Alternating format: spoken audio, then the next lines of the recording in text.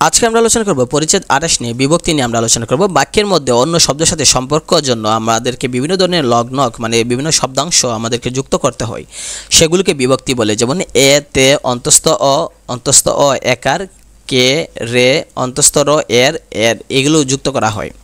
যেমন লুকে কিনা বলে, এখানে মূল শব্দ হচ্ছে লুক, সাথে এ যুক্ত করছি লুকে, তাই এই এ হচ্ছে বিভক্তি। অর্থাৎ বাক্যের অর্থ সুন্দর করার জন্য, বাক্যের মধ্যে অন্য শব্দের মানে সম্পর্কের জন্য মূল শব্দের সাথে আমরা বিভিন্ন ধরনের শব্দাংশ যুক্ত করি, সেগুলোকে বলা হয় বিভক্তি বলা হয়।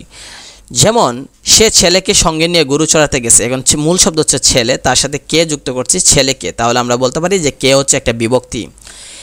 তো এখানে দেশে ক নাম্বার দেশে এ, তে, অন্তস্থ এ বিভক্তি দেয়া আছে, যে কিভাবে বসে সেগুলো এখানে দেয়া আছে।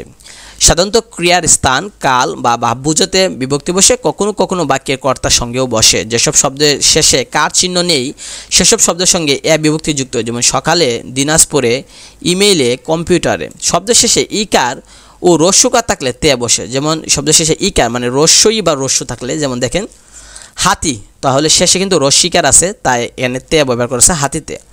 মধু, শেষে কিন্তু রস্যকার আছে, তাই শেষে আমরা তে ব্যবহার করছি মধুতে।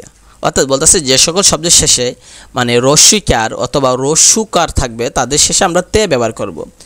আকারান্ত শব্দের শেষে অন্তস্থ অ, যে সকল শব্দের শেষে আকার আছে সেগুলির সাথে সাথে আমরা অন্তস্থ অ ব্যবহার করব। যেমন গোড়া সাথে অন্তস্থ হ, সন্ধ্যা, ডাকা সাথে অন্তস্থ হয়।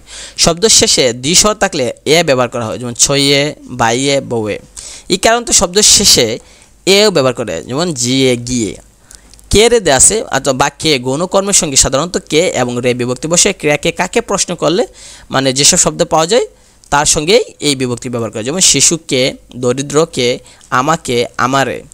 গ নাম্বার দেওয়া আছে অন্তস্তর এর ব্যবহার দেওয়া আছে, যেমন এখানে দেওয়া আছে যেমন বাক্যের মধ্যে পরবর্তী শব্দের সঙ্গে সম্বন্ধ বোঝাতে পূর্ববর্তী শব্দের সঙ্গে অন্তস্তর এর ব্যবহার করা। যেমন রাজার, প্রজার, হাতির, বুদ্ধিজীবীর।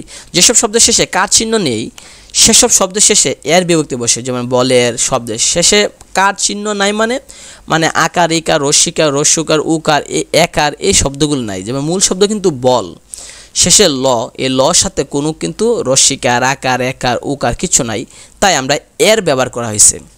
শব্দের মূল শব্দ শব্দ, শেষে একার, রস্যিকার, উকার কিছু নাই, তাই আমরা এর।